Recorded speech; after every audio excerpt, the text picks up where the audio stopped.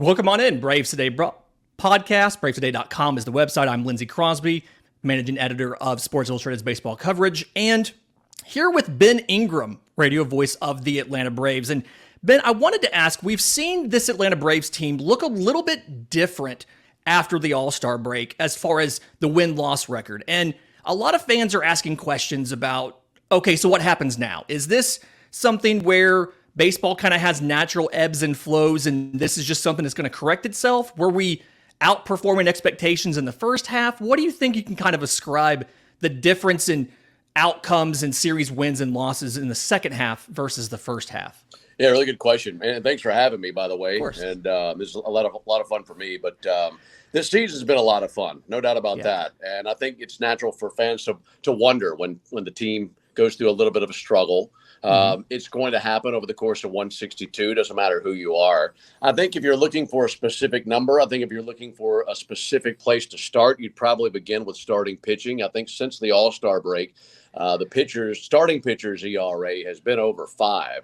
I don't 5.92. Yeah, okay, perfect. There's the number right there. Yeah. Nobody likes to hear those numbers if you're a fan of the team. The players certainly don't, but it's going to happen. I try to draw the comparison to what people do on their day-to-day. People who aren't in front of a television camera or behind a microphone or have every single thing with their work displayed for millions of people to see. You're going to have ups and downs. You're going to have good days and bad days. Even the best at their professions are going to have bad days, and that's what this team has seen. And they're in the midst of a stretch where the starting pitching just kind of fell out of their groove a little bit. I think you feel pretty good about what you saw from Max Fried in his last outing versus the Cubs, and he's going tonight in the third game of the series versus Pittsburgh. So very excited about that. I think the last outing for Spencer, even the best, even the guys that strike out 10 guys a night are going to have nights like he had the other night where he just can't find it.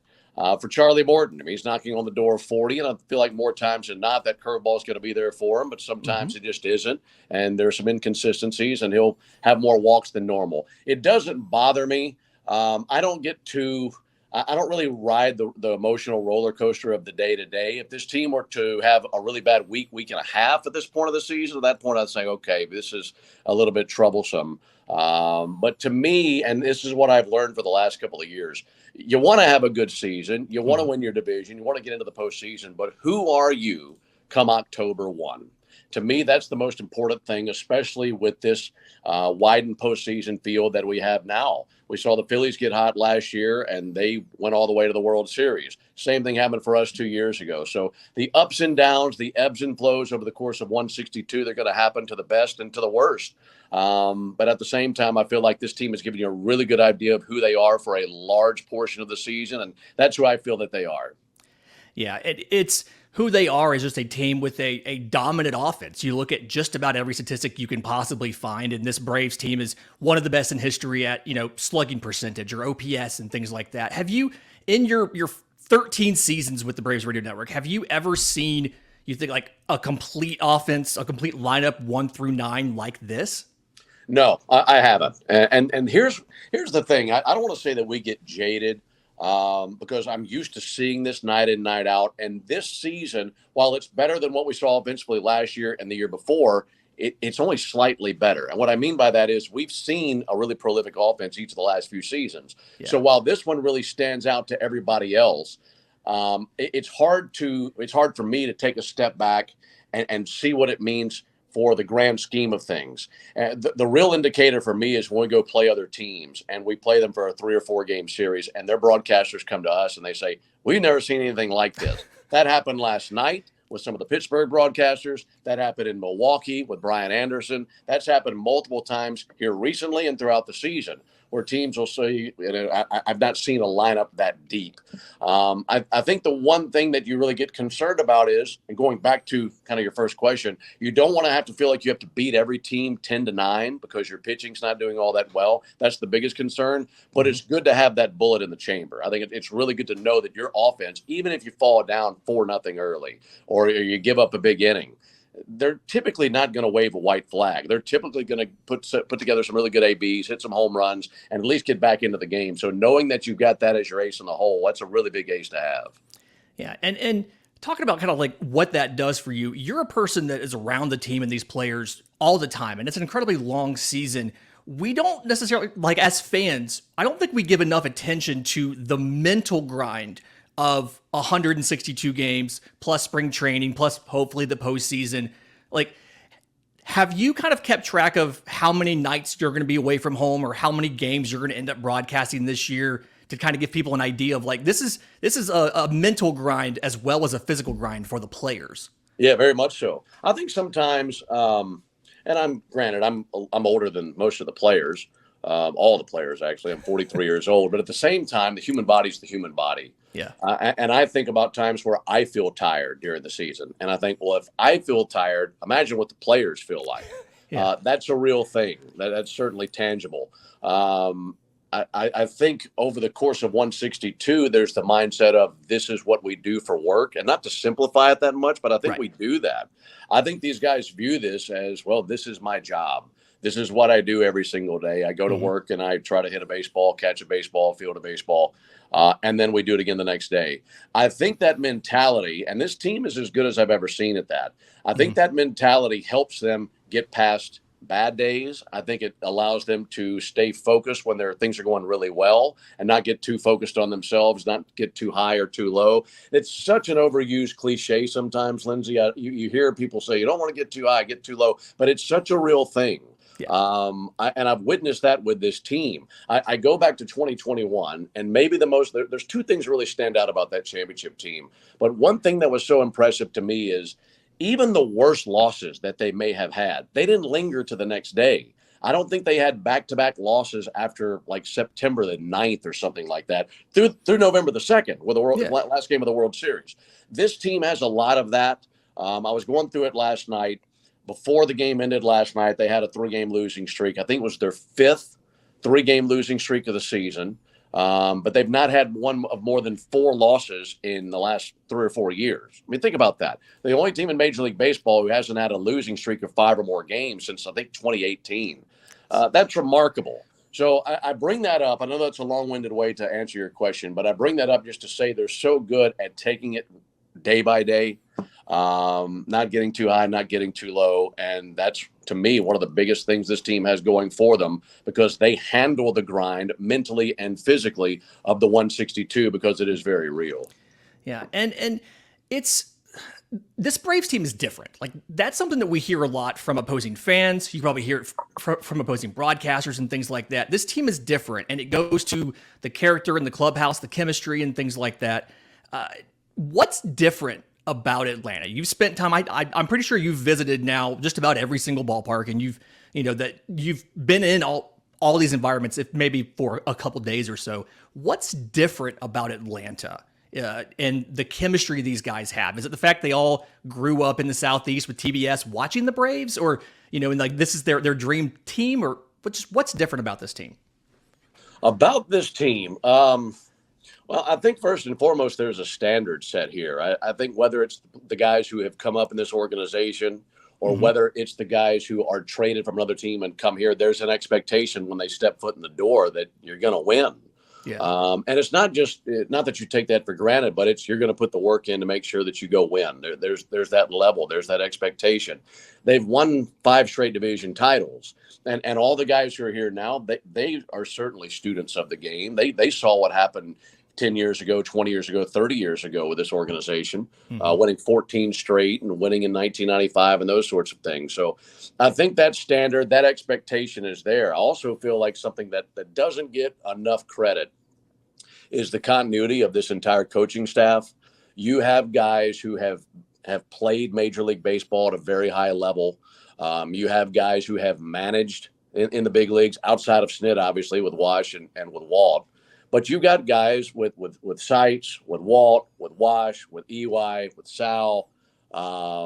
These guys have played in the big leagues. I think that goes a long way for our players. I think knowing that you can go to Walt Weiss or going to Rick Kranitz or going to whomever you want, and knowing that those guys have been at this level for a long time as a player or coach or manager or all of the above. I think that goes a long way. That certainly opens some ears. So that goes a long way for me with this team. And the fact that they've kept this coaching staff together as long as they have is pretty remarkable, given how much that they've been winning. But I do think that standard is set. And I think when players come here, they know what the expectation is. And they've done that and they have focused on the fundamentals, pitching, defense, and it's been fun to watch. And you just hope that that continues for many years. Absolutely. It's one of the best parts of being a fan is not only getting to watch a team every day, but also knowing. You mentioned continuity in the coaching staff, but I think continuity on the roster means a lot as well. You have so many guys that are not only there and signed to long-term contracts. As a fan, you're not afraid to buy a jersey, but then also for these guys, it's guys who play every single day. For Matt Olson, for Austin Riley, for Orlando Arcia outside of the injury, for Ronald Acuna Jr., and we're hoping he's in the lineup tonight after getting hit by a pitch yesterday. But the struggles of some guys who don't get to play every day, that all comes back to baseball in a routine, doesn't it? Mm-hmm. Yeah, it does. It definitely does. It's such a major part of what we do day in and day out, is to have that routine. And one of the things that I really enjoy, Lindsay, is seeing the young guys learn that routine and watch it evolve as they progress through their careers. In other words, the routine that Austin Riley has right now, probably different than what it was 4 years ago. The routine that maybe Spencer Strider has right now could evolve and be something a little bit different 5 years down the road. And guys, finding what learns for them, that goes a very, very long way. I think that when it comes to the continuity of the roster, those guys that you mentioned, and this has been going on for a while, even with different players. I mean, you think about this is the case when Freddie was certainly here. These guys post every single day. And there are some people who might look down on that and say, well, they shouldn't be playing 160 games a year. They're going to run out of gas come the end of the season. Snit might even agree with you on that. And if he can give a guy an extra day, he will, especially as pitchers. But these guys have that option. If they need a day, they'll let them know. They never do. They want to be out there every single day. I really find that remarkable because it really concerned me a couple of years ago. I'll go back to 2020, not necessarily 2020 with a COVID year, but 2019, 2021, and we're getting into September, and I'm seeing 140 games played for Austin Riley, for Dansby Swanson, for Freddie Freeman, and I'm thinking, how is this going to work? This is what they want to do, and I wouldn't say that is an expectation. In other words, if Matt Olson said, I need a day, I don't think that would be looked down upon by the rest of the team by any means. But these guys want to be out there every single day. They want to post. They want to have that continuity. They all know what it takes to be good teammates and good players. And that goes a long way here. I've heard so much of an emphasis on being a good teammate in Atlanta. And I've seen guys do that, and they do a lot of things together. I've not seen that for every team that I've covered here. 9 innings comes and goes, and guys go in 26 different directions. That doesn't happen with this team. And I like that. Maybe that's kind of hokey to some people, but I like knowing that our guys spend a lot of time with each other. And to me, that's a winning tradition and a winning clubhouse. And seeing that continuity on and off the field, I think certainly goes a long way. Yeah, and chemistry is that one thing that we can't quantify right now. We don't have the stats. We don't have the analytics that can kind of explain what that does to a team. So that's always a big thing. And people noticing that, I think, is one of the differentiators for Atlanta, is just how much they like each other and how much they enjoy playing with each other, and they take pride in what they do. And talking about the lineup, something I think that Atlanta has a luxury we sometimes take for granted is having two catchers of the quality of a Sean Murphy and a Travis d'Arnaud. Can you think of another time in your, just baseball career that you've seen a team have two catchers that were in essence interchangeable? They could both bat fifth in the lineup. They give you the same on defense, on offense, and can both take the load if they need to while the other guy's out for some reason. Not like this, because what you'll see, and I've seen this before, where you have two catchers and one guy, he might bat fourth or fifth. He's going to be back behind the plate 4 or 5 days a week. Then you got your other catcher, and maybe he's really good defensively. Maybe he's got a good pop time, or he works really well with a specific pitcher, but he's probably hitting eighth or even ninth because he's probably going to hit about 210, and maybe he'll run into one here and there, but that's really about it. With these two guys, I don't find myself night in, night out wondering who's catching tonight because I'm hoping it's one guy over the other. I don't see that. Right. I think it's hard for Snit because it's who's the hot bat right now? Which guy do I want to plug in? Because defensively, I'm going to be fine. And I feel like offensively, more times than not, I'm going to be in good shape. I love what Sean Murphy has brought to this team. I love the kind of personality that he is. He is such a, and maybe it's because it's his first year, but he is such a lead by example, not by spoken word. He doesn't have much to say, but he works hard. And these pitchers, it's been fun to me to listen to Spencer Strider and Bryce Elder, two young guys who, after just one start at spring training or one start in the regular season, with Sean Murphy, a brand new catcher. It's not easy to just welcome in a brand new catcher if you're a pitcher and just jibe with that guy immediately. These guys were glowing about Sean Murphy and the way that he called the game and the way that he is behind the plate and how comfortable he made them. That's not easy to do. A lot of times that will take months, maybe even several seasons to really get acclimated with a guy where you feel that way about a catcher. And they already felt that way about Travie. I mean, it's in years past. And this isn't a negative statement on William Contreras by any means, but Max Fried and Travis d'Arnaud, if Max was pitching, Travis is behind the plate. He wasn't going to work with anybody else. You don't really have that anymore. This entire staff feels comfortable with whomever is back there behind the plate. They work extremely well together. So to answer your question, I've not seen that. And you might have some other close examples and people who have followed baseball longer than I have that could pick you two catchers. But number one, this is a different day and age of baseball where unless you're JT Realmuto, your catcher's probably not back there 145 games a year. You'd like to split it up, and it's hard to split it up between two guys better than these two. Yeah, and I've noticed just anecdotally that over the summer, as we've come out of the All-Star break, it feels like Snit's working Travis in a little bit more to give Sean a little bit more time off. I know it's his first year in a new city, and I do think that we saw this with Matt Olson last year, that when these guys pick up and they move across the country or they change teams and things like that, there is an adjustment period. It's not just plug and play a guy. And so is it something where you can notice from your side where guys are getting acclimated into the team and the comfort level is kind of dictating how much they're able to perform? Yeah, I think so. Put it to you like this. Let's say you're an architect in Atlanta. Go move to Sacramento and tell me how long it takes for you to get acclimated with everything that's new there. It's very similar for a baseball player, and you might give the rebuttal, well, these guys are making millions and millions of dollars, and that's true, but you're still a human being, and there's still an acclimation period. There's still some getting used to. And in Matt's case, and I have so much respect for Matt because of the way he handled last year, his numbers were good. He had a good season. Was the batting average what you wanted it to be? Was it what he wanted it to be? Probably not. But he just moved from a place where there might have been 3,000 people a night. Nobody's there. You're playing on the West Coast. Nobody's really keeping up with you. You can kind of move along without any expectations at all in Oakland. And then you move back home where everybody you've ever met in your life and their mother and cousin and dentist are all trying to hit you up and say hello and try to latch on. And you're coming back home to play for your hometown team. You're stepping in for a guy who might be a Hall of Famer one day who goes to Los Angeles in Freddie Freeman. And at the same time, these expectations are through the roof. You never had expectations like that at Oakland. Yeah. And he went out there and he posted, and he was out there just about every single day.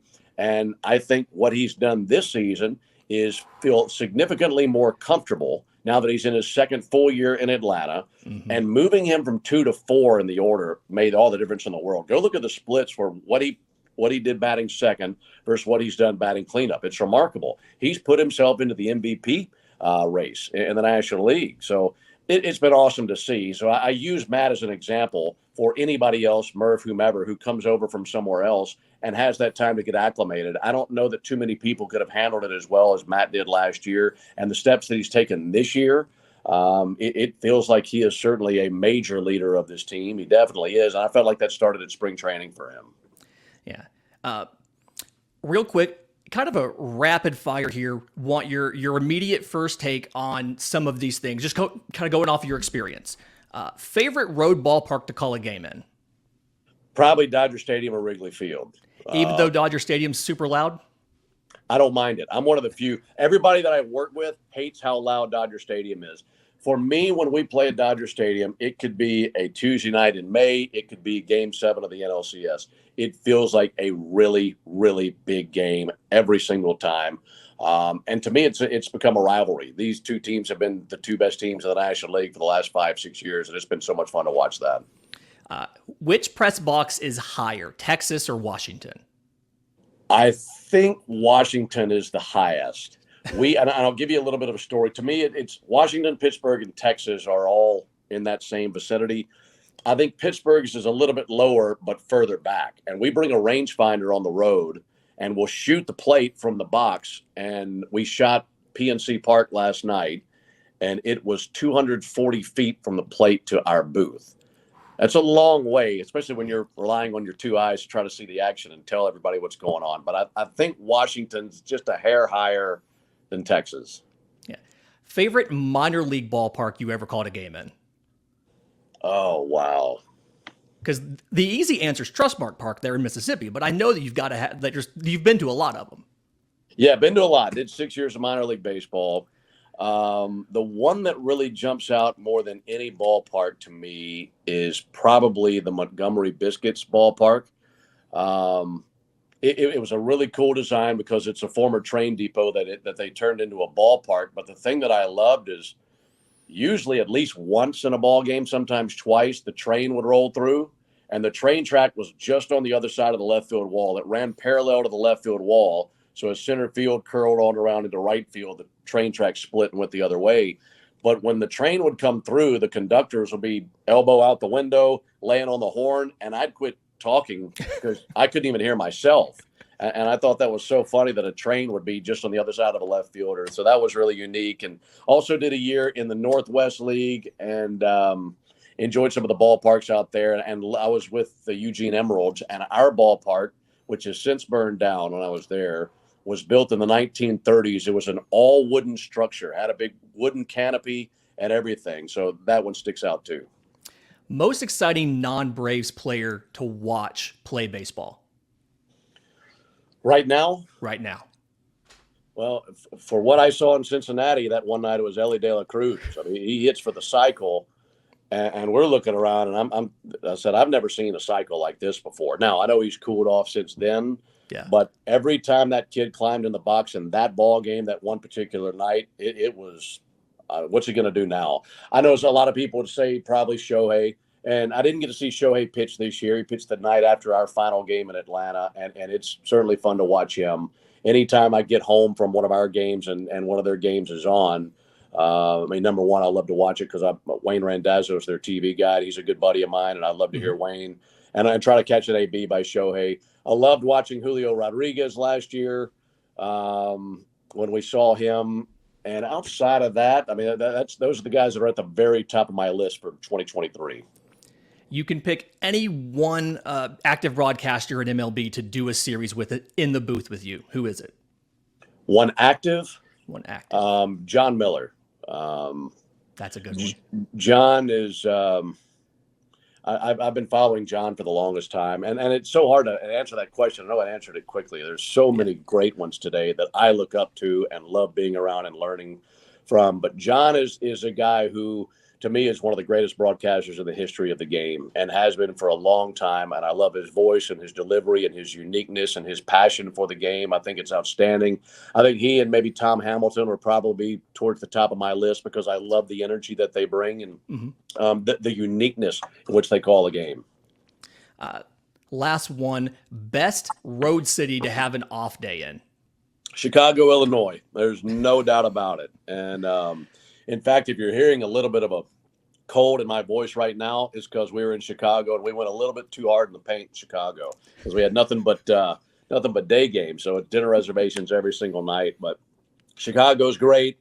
And then I'll also give an honorable mention to Miami. If we have an off day in Miami, my girlfriend will typically fly down, and that's a great place to spend with your significant other on an off day. Here we go. Ben Ingram, thank you for your time. Thank you for joining Braves today. We really appreciate it. You got it, Lindsay. Thanks so much for having me, man.